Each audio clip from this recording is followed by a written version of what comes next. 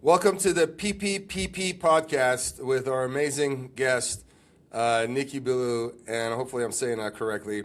I actually had the nice fortune to be on his show the other day, and we chatted, and we've become, kind of friendly and friends through this whole, trauma that we've experienced from 47 years ago, trying to, bring freedom to Iran. So a lot of us, are glued to our phones, glued to the news, and are just hoping that some of the family and friends and the place we were born, are able to experience the freedoms that we were able to experience here in the United States and Canada. So without further ado, Nicky, just maybe give a quick introduction, or not even a quick introduction of yourself, who you are, what you do in Canada, and let's dive in. Sounds great, brother. First of all, thanks for having me on the show. It's a real honor to be here with you. As you said, we're fellow Iranians. I'm an immigrant from the Middle East, a Christian from Iran. And when I was 11 years old, the Islamic Revolution took place in Iran. And the amazing, progressive, moderate, prosperity-minded government of His Royal Highness Mohammad Reza Pahlavi was overthrown by the evil, despotic regime of the Nazi-like mullahs. And there were literally gun battles going on in the streets near my home. We lived in the Tajrish area of Tehran. And, one day there was a big crash through our living room window. There were glass shards flying everywhere. And this object sailed through, and it rolled and landed next to my feet. I'm 11, so I don't know what it is. But my father knew what it was instantly. See, it was this bottle full of this liquid with a burning rag in it. It was a Molotov cocktail. Cocktail. My dad pulled out the rag, so it didn't explode. Right? And he turned the bottle over, and there was a note taped to it that said, "Die, Christian scum." And my mom and dad at that point said, "This is crazy. We got to get out of here." So they made a plan, and they got me and my two brothers out of Tehran. It took 2 years, and we first left Tehran and flew to Athens, Greece. And in Greece, we were only supposed to be there for the school year because we were applying for panohandegi, for asylum, to Canada. And then after, we decided to apply for permanent residency to Canada. And it took Canada 2 years to approve. And the Greek government kept wanting to kick us out, but we kept finding ways to stay. So I spent 2 years going to school in Athens, Greece, at an American school. It used to be called Hellenic International School. And then it had at that point been merged with the American school in Switzerland, Athens division, TASIS. And interestingly enough, we had been at a TASIS summer camp back in the summer of '78, just before the revolution started. So it was just a small world in that respect. But eventually Canada said, yes, come. So we got on a plane, flew to Canada. And people spoke English. I spoke English, so that was good. But it was a complete culture shock for us, our team, And remember, I'm a kid. I didn't want to leave Iran, really. I didn't want to leave my home. I didn't want to leave my friends. But, the classmates. Yeah, these were my brothers. But, time went on. And as time went on, I started to understand what an unbelievable sacrifice my mother and father had made. They left behind everything they knew, for a chance at a better life for me and my two brothers. And I started to realize inside every human breast beats the living heart of freedom. Every man and woman on this earth yearns to breathe free, to march to the tune of their own drummer, to chart their own course. And I started to see that it was incredible that we got to live in this freedom. And I wanted to take advantage of this freedom. And I wanted to be somebody who helped spread freedom in my own way. And I thought to myself, well, the people that really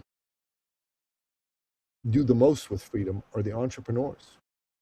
Like they're the ones with the big dreams, the big visions to want to make the world a better place and to create beautiful fortunes for themselves and the people they love. And my father had been an entrepreneur, Abtin. You know what I mean? He was the greatest man I knew. Abtin, if you knew him, you would love this man.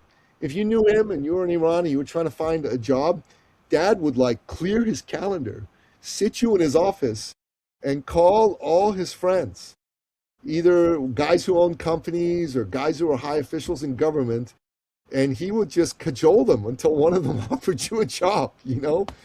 And if you were trying to start a business, same, he would like clear his calendar and he would just sit with you and listen to what you had to say and then give you advices, ideas, help move you forward, right? And you know, in Iran back in those days, right, the government, had regulated the banking system. And the banks, if you were trying to buy a car or a house or an apartment, they'd only give you so much money, right? And you'd need to go to your own sources for the rest if you didn't have enough. Equity, So, right? you're right. So, people would come to my father and they call him, Mr. Napoleon, because his first name was Napoleon, right? They'd say, "Oh, Napoleon, Rashid, I need 1,000, 5,000, 10,000. Could you loan me some money?" And he'd go, "Here you go. Here's a check. Give it to them." And then people would go, they'd buy the car, the house, the apartment. And then they'd come back a year later, 2 years later, 3 years later, whatever. They'd saved up money to pay him back, right? They were like so excited, and they'd come, they'd go, Napoleon, here you go. Here's your money. And he'd go, "What's this?" He said, "It's the money I borrowed from you." He said, "Borrowed? That wasn't a loan. That was my gift to you and your family, right?" And they go, "No, no, no, nemişe taraf, Persian taraf, right? No, no, nemişe aslan, forget about it." And they would just like argue. And then Dad would go, "Tohima nasan, don't insult me," right? Like that. And they go, okay, what do I do with the money? And they just go, میگفت یه نفر پیدا کن Pass it on. که مثل تو بود پول بده من. Pass on the money to someone who was as badly off as you were. And when I tell this story to non-Iranians, they just go, "Come on. Really? Nobody's really like that. Nobody does that. What are you like? Is this a fairy tale?" And I go, "No, man, you don't understand the Iranian people. You just don't understand the Iranian people. Not only is this not unusual in Iranian circles, it's kind of expected in certain Iranian circles that if you're of a certain level of success, that you're that kind of person that does that." And my father, he was like that. And, he was also a Christian, right? Like he was a pretty serious Christian, like he didn't take himself very seriously, but he took his faith very seriously. And he believed, you know what I'm talking about, team? Believed in his heart, his soul, his DNA. He had been blessed by his Lord and Savior and God Almighty. And it was his duty to share those blessings with his fellow man. He believed. And like for him, that was like serious, and then they go, "Well, why would he do?" Well, I said, that's one reason, he's Christian, Iranian Christian. Secondly, he did it because, he was successful. He had the ability. This was not a hardship on him to write those checks, right? This was money he could spend. And I wanted to be like my father. I wanted to be the kind of person people turn to. I wanted to help people. I wanted to make a difference for people. That was what it was all about for me, Abtinja. And, I got into the work that I do, which is all about serving entrepreneurs, in honor of my father. Because, my father would always tell me, life isn't about money. I have so many questions. نمیگرده. اینطوری بهم میگفت زندگی دور پول نمیگرده. حتی بیزنس دور پول نمیگرده. من چی داری میگی داد؟ Of course business is about money. What are you talking about? He says, "Son, all business is you help solve a problem for someone.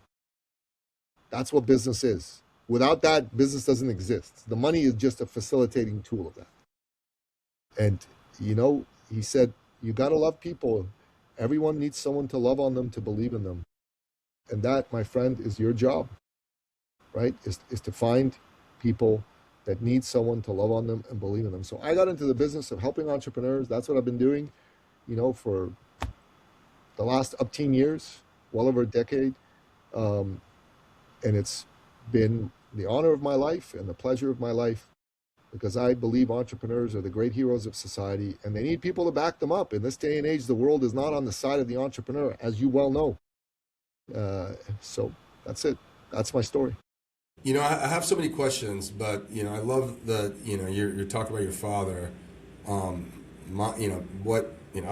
was in New York working for a hedge fund, earning close to $1 million a year, and I wasn't happy. And today, I make less money, and I'm on my own. I'm a lot happier because I get to do what I really want to do, what I feel like my calling is. I've got 4 degrees. I've been from a poor kid as a political refugee whose dad was making $1,000 a month, supporting a family of 5, to being in those ivory towers in New York City, earning $1 million a year, managing a hedge fund. So, but like you said, money, like your dad said, money's not everything. I feel like for me, what really inspired me to get involved, and I was quiet, and I try to fall in line and not talk politics, and especially in New York City, where Left is I'm honest on, during COVID, like I experienced so much PTSD.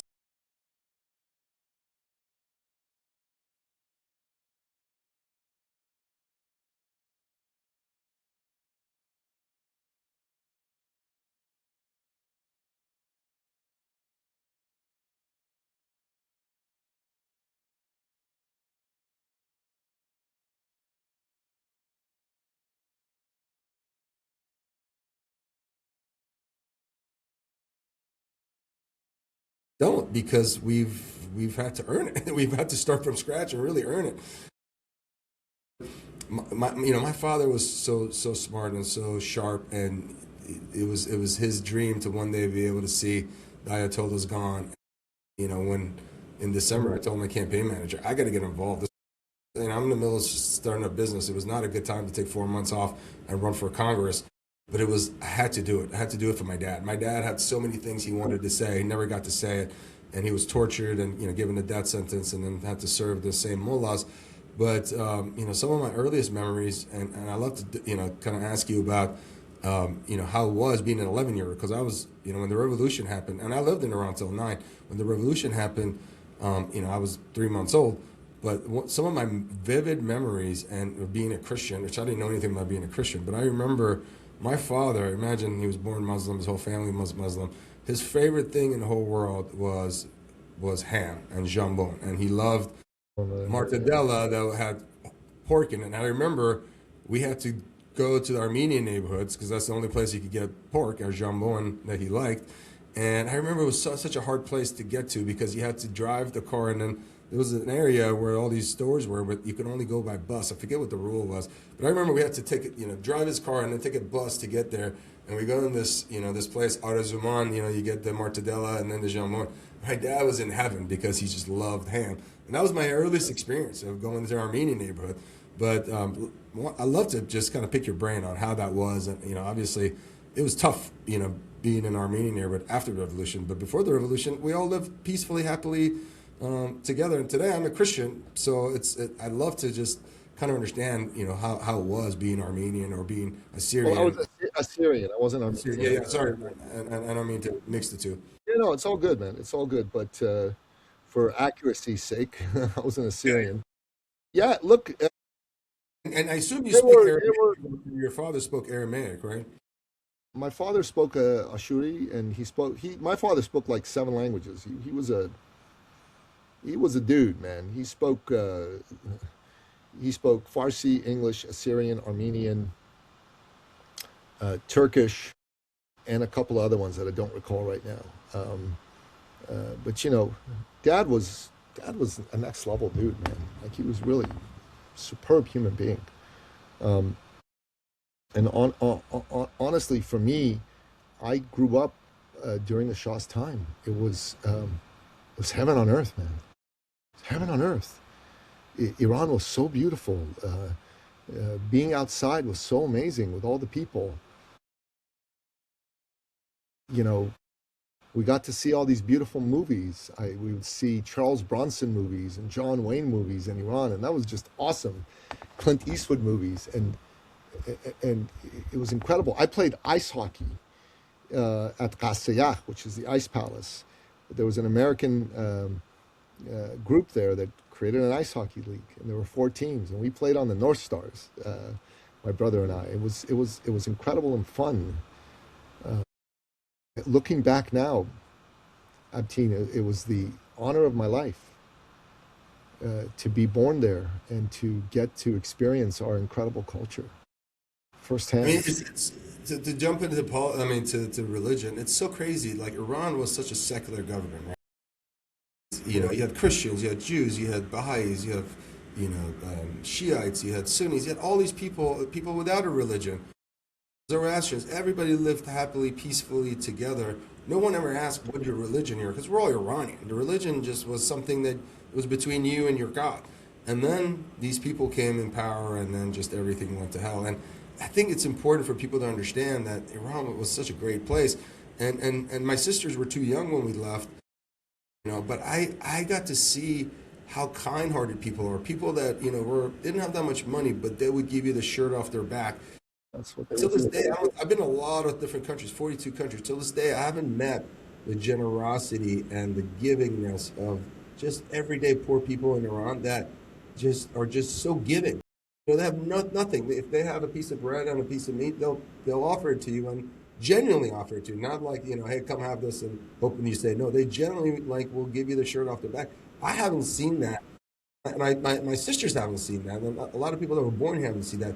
But the culture was just such a strong culture. People were just so friendly, and it breaks my heart that these people who were just so kind and so generous and so giving, those people have had to suffer for 47 years because no other culture, no other society has suffered this kind of suffrage in such a long period of time. It's true. The Iranian people are the best of us. And the Iranian Asil person is the type of person you're talking about that will literally give you everything they have. My father was that kind of man. There's so many others that were those kinds of people. And when you look at the unbelievable level of bravery that they showed in January when they went into the streets and died by the tens of thousands while these bastards repressed them, I, the moment I knew I couldn't stay silent was when I saw those young people dying and still charging forward for their freedom. And I thought, if they can sacrifice their lives, I can sacrifice my comfort. I can sacrifice the good opinion of certain people. I can sacrifice doing business with certain people. Because in my opinion, the people of Iran are bright shining light in what to many has seemed like a dark world. And I'm paraphrasing J.K. Rowling because that's what she said in January when she saw the people of Iran do what they do. They are the bravest and the best of us. And every human being alive today, if you really want to be inspired, go dig out videos from early January of those evil bastards shooting down these young people and killing them. It'll break your heart, but it'll uplift your spirit as well. What would you say to people that are in the West who don't appreciate all the freedoms that we have, or somehow glorify communism or Marxism or the pain and suffering of other people without really knowing what it means, like, driving their BMWs, having $1,000 iPhones, and then want Marxism? Well, I think I may have mentioned this to you when I interviewed you on my podcast. The West has been infiltrated by these willing accomplices that have made their life's work destroying freedom, and they have taken soft minds, children, and brainwashed them through the school system, through Hollywood, through news media. So I don't blame those folks. But at some point, when you're presented with the truth, you need to let the scales fall off your eyes. because you are the winners of life's lottery. You get to live in the greatest, freest countries in the world, in Canada, in the United States, in Western Europe, and Australia, and New Zealand. And if you're not careful, you'll lose all that freedom. You know, you will lose all that freedom because these Marxists and Islamists, they hate humanity. That's their entire rationale. They don't want to make the world a better place. They want to burn it to the ground and rule over the ashes. That's what they did in Iran. That's what they'll do here. If we lose freedom in the United States, freedom on earth will vanish for 1,000 years, at least. And I feel like the same evil forces going back in history. Egypt was a Christian country, and then it fell 700-800 years ago.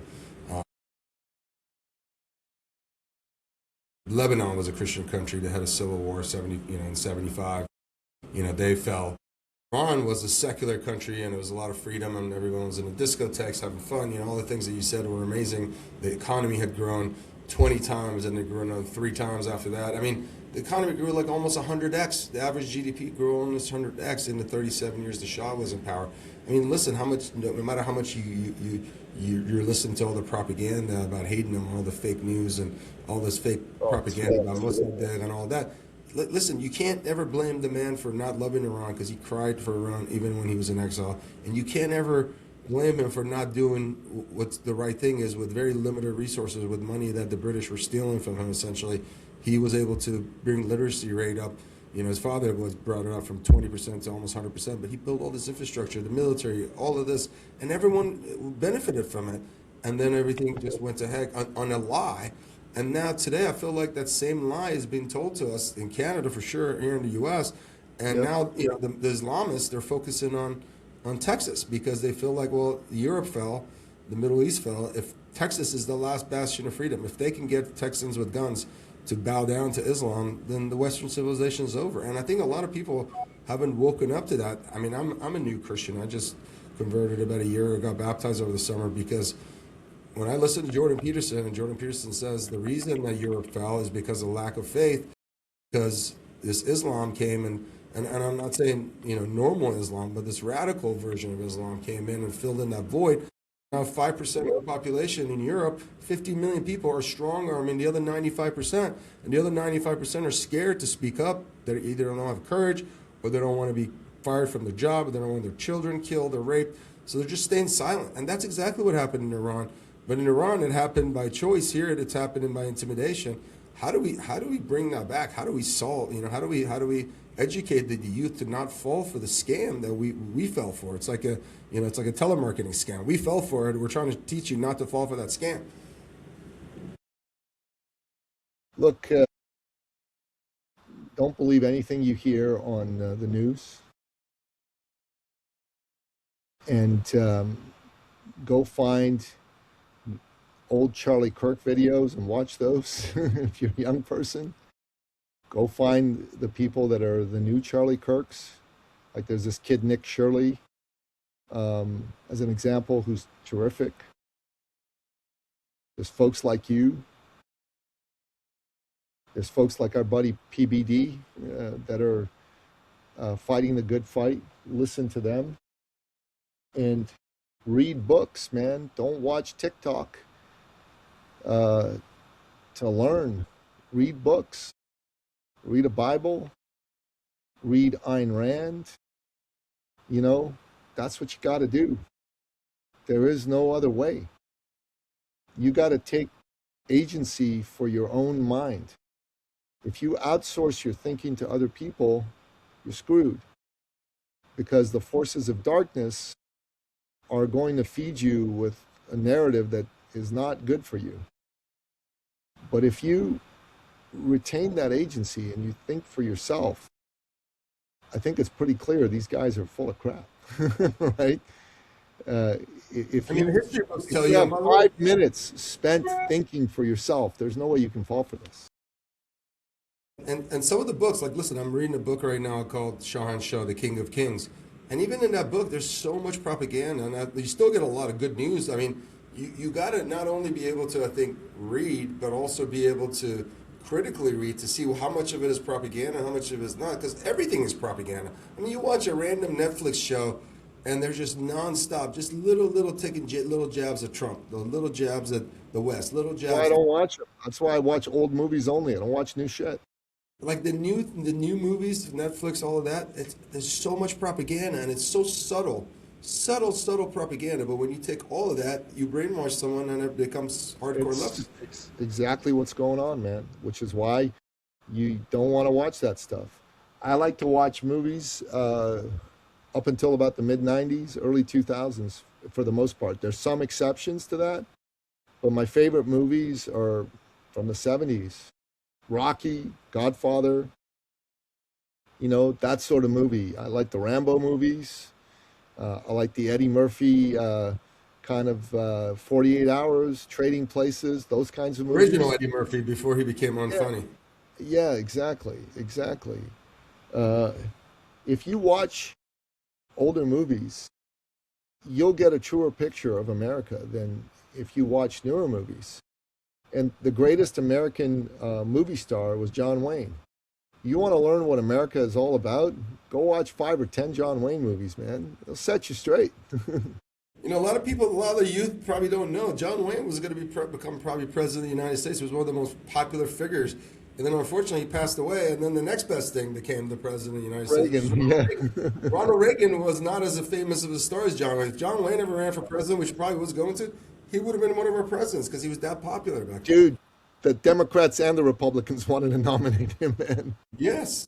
Like He was such a popular figure. He was probably the Arnold or the Trump of those days because he was just like, there weren't that many superstars back there. People don't realize today there's so many superstars, different athletes, different whatever. Back in those days, there was only a few superstars, and they were either a musician or they were movie stars. And John Wayne was at the top of that list. Biggest of the big.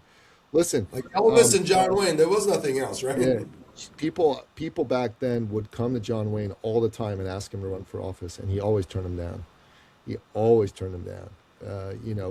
But he did a video for Reagan when he ran for governor in '66, right? And that video had a lot to do with Reagan getting elected. Sure, I'm sure it back did. back then. And when Jimmy Carter was elected president, he invited John Wayne to his inauguration because John Wayne was his favorite actor, right? And John Wayne was very gracious and accepted, and he wrote a speech. You should look it up online of what he said to Carter about what it means to be an American. And he told Carter, "I didn't vote for you, but I'm the loyal opposition, and I thank you for inviting me here because we're all Americans." I mean, that was a thing back then. It's not really a thing anymore. Because the Democrats are a traitorous party, in my opinion, that hates America and really are all about destroying what America is all about. They're using the institutions of the United States to try to destroy it. So if you're an American and if you love freedom, you can't be a Democrat anymore. Maybe your father was a Democrat, maybe your mother was a Democrat, maybe your grandfather and your grandmother were Democrats, but you can't be one today. Because the Democrat Party of today is not the Democrat Party of your father or your grandfather or your mother or your grandmother. These people are evil and they want to destroy the United States. Outside of John Fetterman, name me one national Democrat who is remotely country above party. Name me one. Because I'm telling you, they don't exist.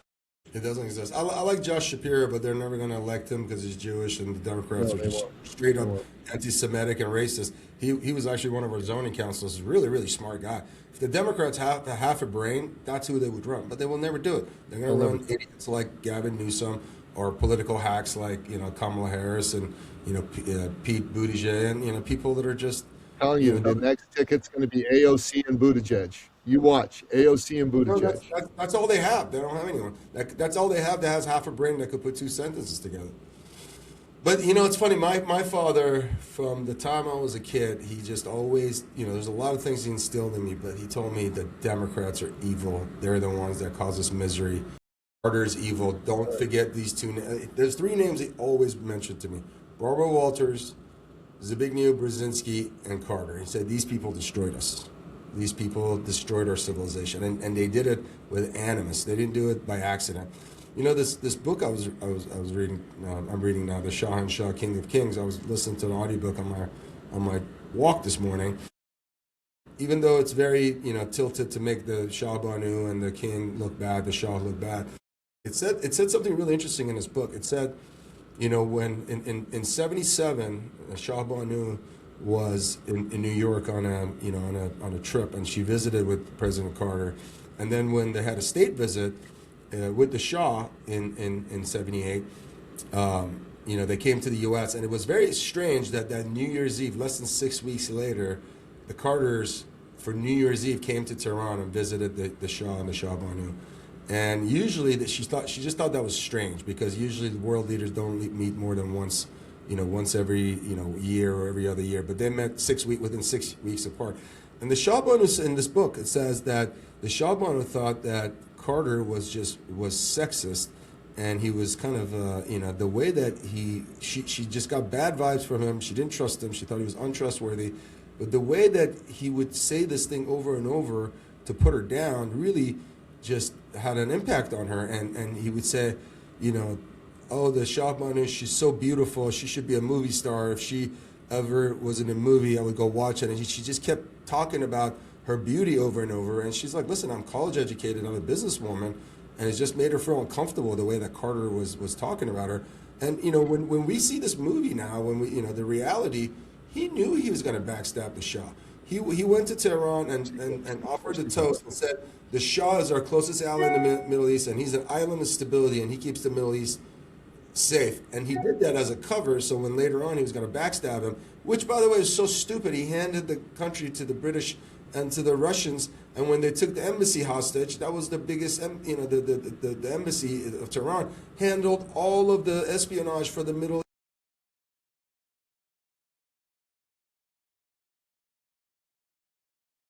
Right.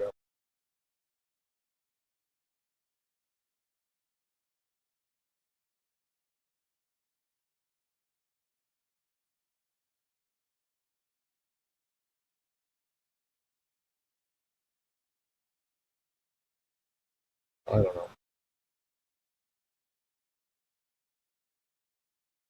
That he helped destroy the United States and created this He was a Pandora's dumb box. leftist, bro. He was a dumb leftist.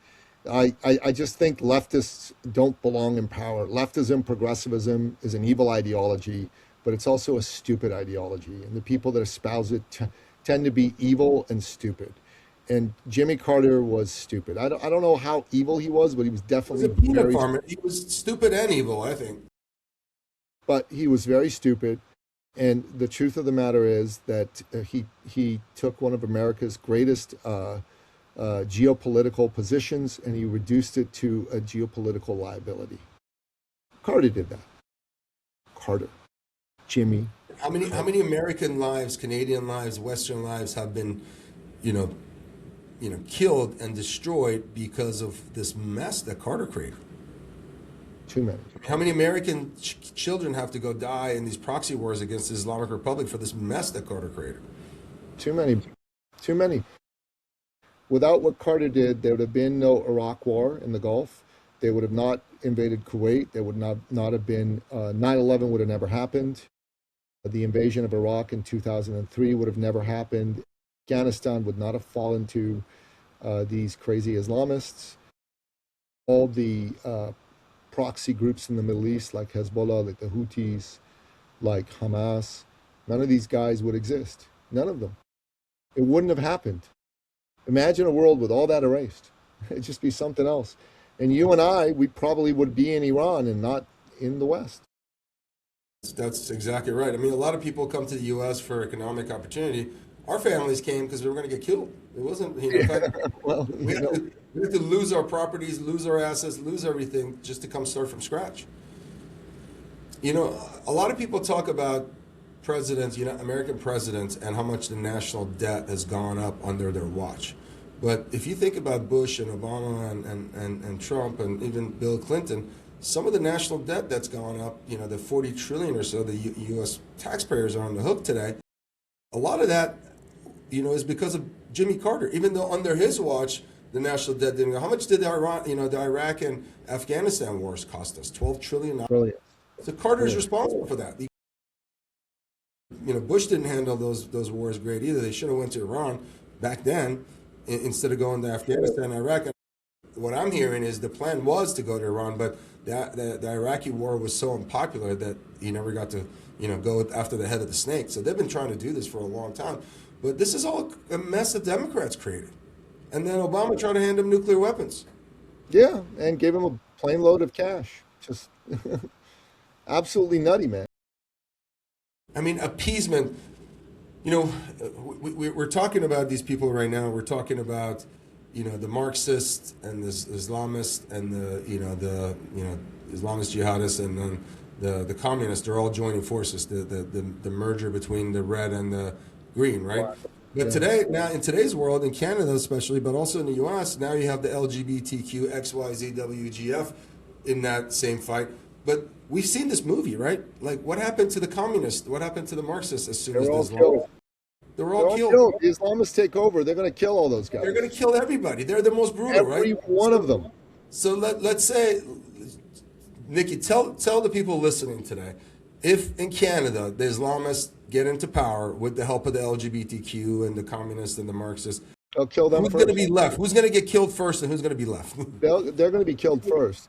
Frankly, they're going to leave the Christians in place because, according to their twisted version of Islam, the Christians are redeemable, especially if they can get them to convert to Islam. But the Marxists and the LGBT, they're haram. They'll kill them all. They'll hang them from cranes. That's what they did in Iran. They hung them from cranes. It's a particularly nasty way to die. I mean, it's crazy that we live in a world where you have artificial intelligence and you can send rovers to Mars, and then people still have this backwards ideology where they're not trying to live peacefully with everyone else. They want to enslave you. They want to kill you, and then there are people that are allowing this to happen right under their watch. Well, it's not happening in the United States. Donald Trump is doing a very good job of running the United States. His policies have been solid. They've been strong. The question is, what happens when Trump's out of office? That's the real question. I think J.D. Vance and Marco Rubio will likely form the next Republican ticket. I think it'll be Vance-Rubio, and I think it'll win. It was Rubio-Vance because we know Rubio is much more capable of foreign policy than Vance is, right? I think it's going to be Vance-Rubio. That's what I think will happen. But that ticket will win. I think the Republican plan is 20 years of Republican presidential dominance. After Trump's term is over, Vance-Rubio will win 2 terms, and then Rubio will run for president and likely win if they do the job that I think they're going to do. So there was a period in the 20th century where there were 5 straight presidential victories by the Democrats, starting with FDR in 1932, and that didn't end until Eisenhower won in 1952, right? So FDR won 4 of those elections, but then he died into his 4th term, and his vice president, Truman, won the 5th election. So I believe this could happen in the United States, that you'll have 20 years of Republican dominance. And with the Supreme Court ruling that basically drastically weakened this section of the Voting Rights Act, which basically was a racist section that was all about using racial bias, color of your skin, in order to create these gerrymandered congressional districts that looked nothing like a district, but just wanted to clump black voters together to elect Democrats. That really was what it's all about. That's about to end in the South. And in my opinion, even in the 2026 elections, that alone is going to net the Republican Party somewhere between 9 and 16 new Republican seats. But I was reading an article earlier today that there are 148 racially gerrymandered districts in the United States. Did you know that? 148. I knew there were a lot, but I didn't know there were 148. 148. 123 of them seat Democrats. So if all that is forced to change, the Democrat Party is going to have a very difficult time being elected. Very difficult time. It's my belief that in the next election, there'll be 5 more representatives from the state of Texas that are Republicans than there are today. Florida will be a virtual lockout for the Democrats. There'll be 24 to 25 of 28 seats that are going to go Republican. Mississippi will go full Republican. Louisiana will go full Republican. South Carolina will likely go full Republican. Just think about this, Abteen. This is crazy. All the states that are controlled by Republicans are going to change their maps immediately. Alabama is doing that next. And I'm looking at these numbers. How are the Democrats going to win? They can't. The way that the Americans currently vote, once this happens, there will not be a Democrat Congress for the foreseeable future. And that's a good thing for America. It's a good thing for the world. And let's just pray and hope that this continues and moves forward. And I believe it will. I mean, based on the Supreme Court ruling, there's really no reason why it wouldn't. And you're going to see an absolute golden age in America for the next 20 years. But what happens is, 15, 20 years, people are going to get complacent, and the government's even going to get complacent, and it's going to start doing some stupid things, and then things will turn over. But the Democrats are going to have to adopt a lot of Republican policies if they want to become relevant again. And at the moment, they don't seem willing to do that. So let's see if they stay out of power for a long time, if they become willing to do that. The Democrats have alienated so many people. Like when somebody like Bill Maher, who's considered, left wing, now they consider him right wing because the line is moving. I mean, like Elon Musk says it. It's like, I haven't changed. The line for the left has just moved so far left that now I'm considered a right winger, right? And listen, George Carlin was a left winger. Today, he would be considered a right winger. I mean, they've alienated so many people, and using race and gender and all these things to try to bring the people that have been that have been wronged and bring out their emotions to create this party, which doesn't give a hell. I mean, doesn't give a flying F about anyone. And somehow they've convinced people of color or LGBTQ or people that have been generally looked over at that somehow they care about them. All they care about, and by the way, I'm shocked that the SAVE Act hasn't been passed. All they care about is trying to cheat in every election and pump in as many illegals here without any care of who these people are, without vetting them, all that stuff. The only reason they care about that is because they want to win elections. They want power. They don't care about illegal aliens. If they cared about illegal aliens, Congress would pass a law, make them all fast, path to citizenship with the green card and have them pay taxes and have them be legal. But they want them to work for $2 an hour as illegals and then, get them to vote for them. That's all they care about. And all they care about. People don't really think about the numbers, by the way. Like, there's 330 million people in the U.S. There's probably 20, 30 million illegals. And most of them have come in the last, 4 or 5 years under Biden. And people don't realize in the presidential election, 60 million people vote. So if those 60 million people, 30 million are Republican, 30 million Democrats, now you allow 30 million illegals to vote, you're going to win every election. And that's their plan. That's why they won't pass the SAVE Act. They're not trying to have fair elections. They're trying to cheat every election because they can't win any other way. Because who do they have? I mean, look at the politicians they have. They have nobody. They have a bunch of idiots, a bunch of complete morons. Well, Trump is pushing hard to get the SAVE Act passed. I think he's going to need to strong arm the Senate now. He's got to get in there and do that to get him to drop the filibuster, because that's the only way it's going to happen.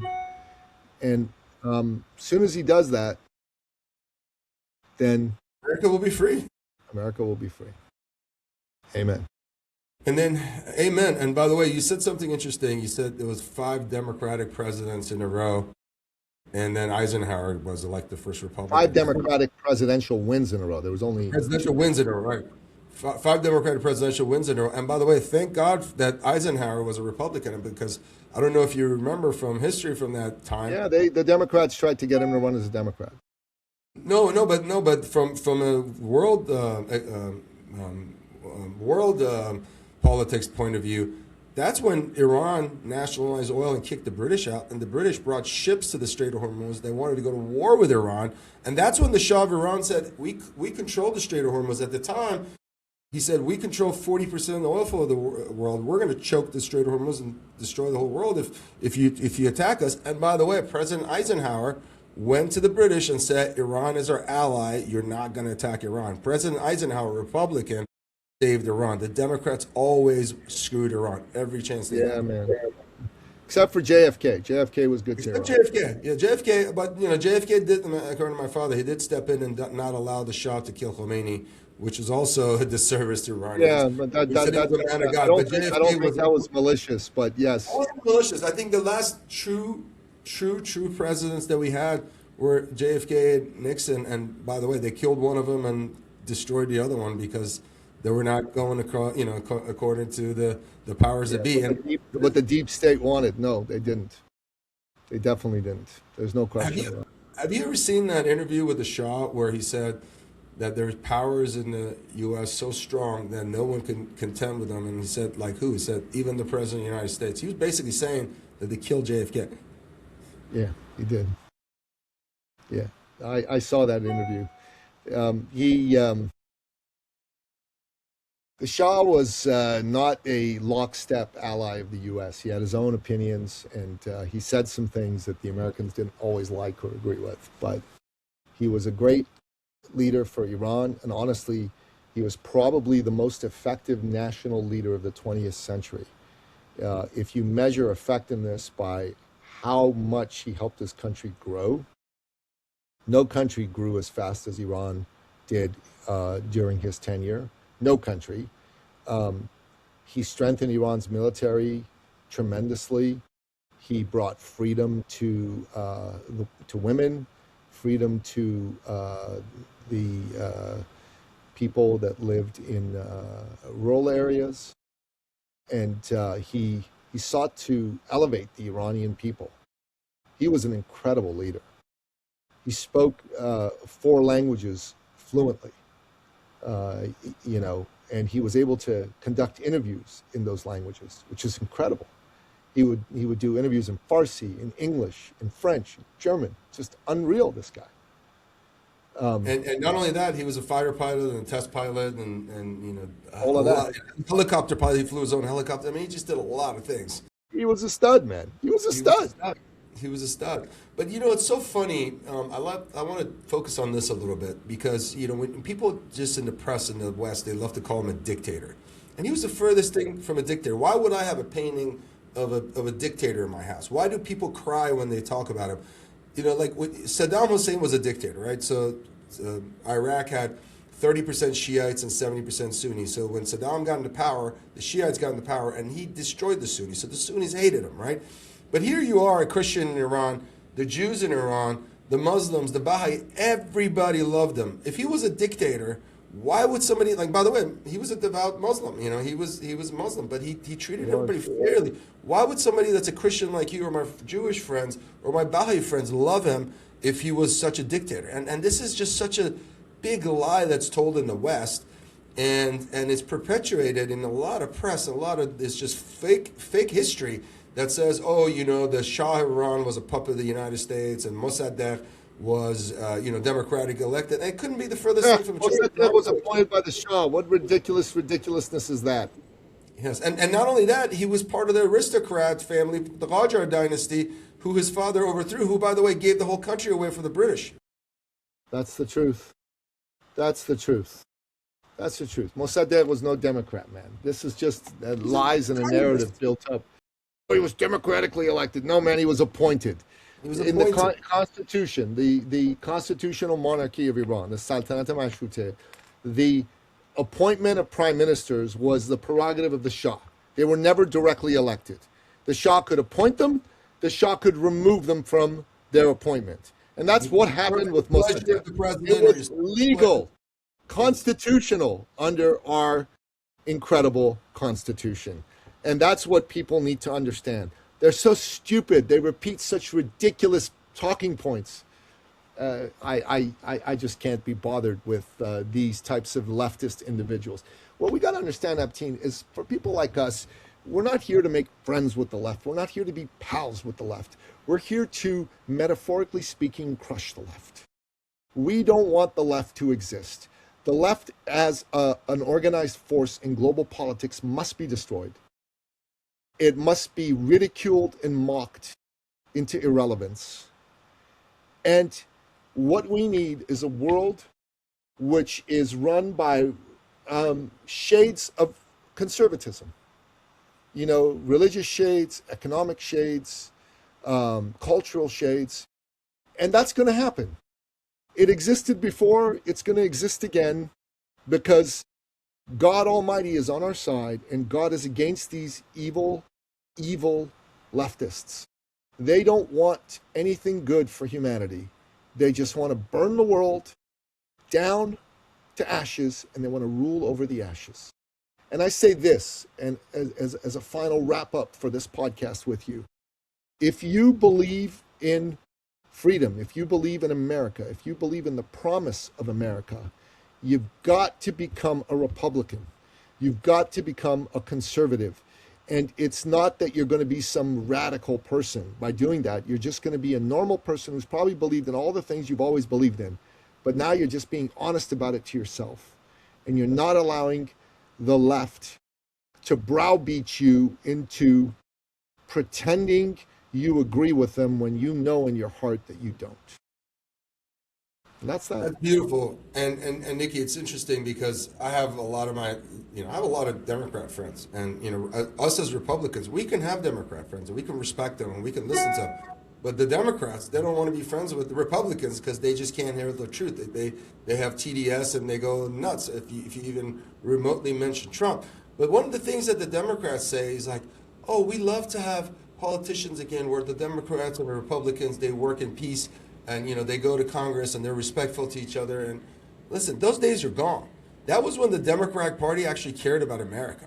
That was when the Democratic Party actually cared about people. And when you have the Democratic Party that essentially is America Haiti, that's essentially communist, like you said, we have to fight them tooth and nail. And one last thought I wanted to talk about, I want to hear your opinion on that, is I'm trying to rally 200,000 Iranians in Texas. There's 2 million in the United States, there's 200,000 in Texas, to vote Republican. They all been fooled. They've all fallen for, your skin color is brown, so you got to vote Democrat. And they've been lied to, and they've been voting against their interest. And today, a lot of them are waking up because they see what Trump is doing for Iran. But here's the problem. Iranians don't participate in the political process. Less than 8% of them vote. So I started Iranian-American Republican Council, an organization whose first member was Ronald Reagan, that was created in California. And I'm building the Texas chapter. And my goal is to get as many Iranians registered and participate in the voting process. Love to hear your wrap-up thoughts on that. Contact Turning Point USA. Let them know what you're doing and tell them that this is a group that can vote Republican in a big way. Ask them to send you some resources to go knock on doors and get these folks to do it, because you need boots on the ground, man. This ain't going to happen digitally. This is going to happen one household at a time, one knock on the door at a time. Well, Nicky, God bless you. I'm so glad, we met under these terrible circumstances of what Iran's going through, but we're going to be lifelong friends. And thank you for everything you do. And it's such an honor and pleasure to have you on the show. Thank you. Brother, thanks for having me on the show. And, separately, let's have a conversation. I'd love to understand what you're up to in the world in a bigger way and see how I can help. God bless you. Thank you. Cheers, bro. Bye-bye. Cheers.